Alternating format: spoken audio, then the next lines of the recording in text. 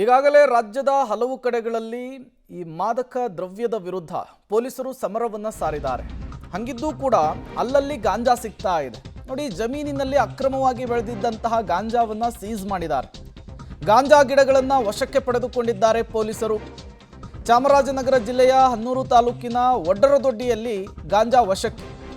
ಜಮೀನಿನಲ್ಲಿ ಅಕ್ರಮವಾಗಿ ಗಾಂಜಾವನ್ನ ಬೆಳೆದಿರ್ತಾರೆ ನಾಗರಾಜು, ಅವರು ಅರೆಸ್ಟ್ ಆಗಿದ್ದಾರೆ. ರಾಂಪುರ ಪೊಲೀಸರಿಂದ ಆರೋಪಿಯನ್ನ ಅರೆಸ್ಟ್ ಮಾಡಲಾಗಿದೆ.